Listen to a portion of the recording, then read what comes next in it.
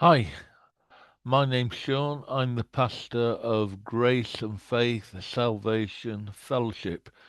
We're based in Crewe in Cheshire, England, and I want to do a teaching today that is based on Romans, the book of Romans, and it's called The Roman Road to Salvation.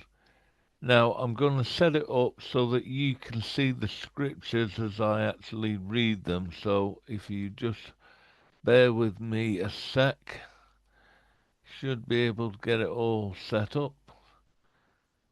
And then we should be able to see.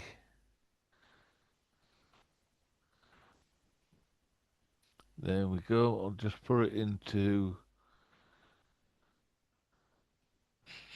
slideshow. There we go. Okay, so what is the Roman road to salvation? Well, it's basically scriptures that have been taken from the book of Romans and that are being used to show how God's plan of salvation came about, how to receive that plan, what happens when you receive that plan of salvation. And it's all about knowing what God wants for all of us. Jesus died for every man, woman, and child, and everyone needs to be able to know and hear it. So I'm going to put it onto.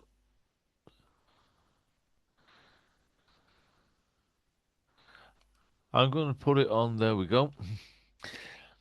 The Roman Road to Salvation. So the Roman Road. Now it's made up of core scriptures that we'll be looking at in a minute, but maybe there are some that are slightly different in different ways. But the main core scriptures, are the ones that will actually help us to understand where we are. So, what are they? Well, first of all, we've got Romans 3:23, followed by Romans 5:12, followed by Romans 6 verse 23, followed by Romans 5 verse 8, and that'll be the end of the first section. I'm going to do it in two sections over 2 weeks. That'll be the end of the first section, and then the second section we will actually go Romans 10 9 and 10, Romans 10:13, Romans 5 1, and finally the last scripture will be Romans 1 8 1 and 2. So they're the scriptures we'll be looking at in more detail. So, here we go. What is the problem? Okay, the problem is sin for mankind. Mankind have sinned, and because of that sin, we have been separated from God. Romans 5 verse 20, Romans 5 verse 12, I beg your pardon, says, therefore, just as though one man sinned entered into the world, and death through sin, and thus death spreads to all men because all have sinned. Death and sin come together. So the problem is sin brings death. Sin is not just what we do. Many people believe that what we do is the problem, but it isn't really. Because even if we did a perfect life, we would have what was called the fallen nature of Adam. When he betrayed God by taking the fruit of the tree, that sin became inherent and was passed down the line all the way through the generations. And that's why when Jesus was born, he had to be born of a Virgin Mary, of the Virgin Mary through the power of the Holy Spirit and not through the line of man because of that original sin. Humanity is fallen by nature. So what does Romans 3:23 say? Well, it's quite clear and simple, the scripture. For all have sinned and fallen short of the glory of God. All have sinned and fallen short. God's glory cannot be tainted by people with sin coming into the kingdom. So that's where the separation came because of the sin. So Romans 23, no one can escape this condition. No one can escape it. It is inherent in us all. So what is the penalty for sin? Well, the Bible is clear on that too. It says Romans 6 verse 23, for the wages of sin is death. It brings separation from God, spiritual separation from God, spiritual death from God. And that is why we have to deal with this problem called sin, or rather, God has to deal with it. And he did.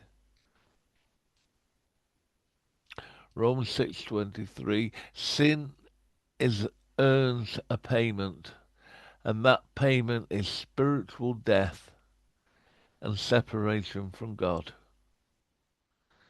Spiritual death and separation. But God's gift through Christ continues on, because that same scripture, Romans 6:23, goes on to say, but the gift of God is eternal life in Christ Jesus our Lord. So there is a gift of eternal life which God the Father wants us to receive through the Lord Jesus Christ. Salvation cannot be earned. It is a gift through Jesus. What do you do when you have a gift? You have to receive it. You have to take hold of that gift and you have to receive it. God demonstrated his love for all the human race. How did he do that? In Romans 5 and verse 8, he said, but God demonstrates his own love towards us in that while we were still sinners, Christ died for us. Christ didn't die for us because we were so good or because we were so loving and kind. He died for us because we were sinners.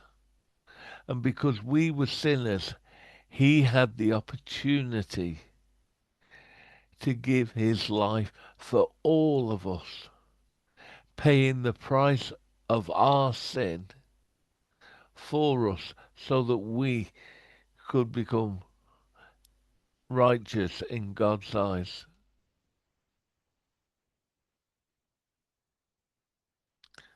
So, God demonstrates his love in Romans 5 and verse 28.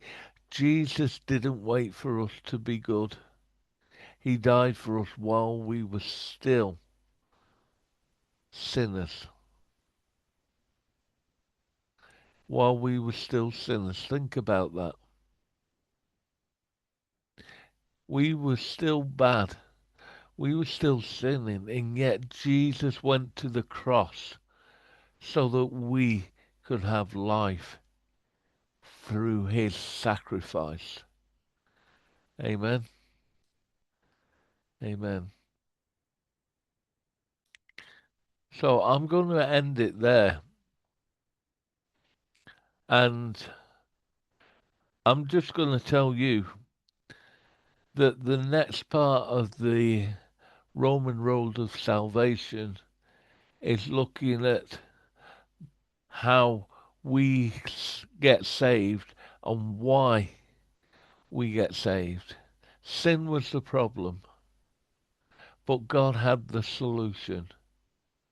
Thank you for listening. Thank you for taking the time to watch this video. God bless you, and I'll see you soon.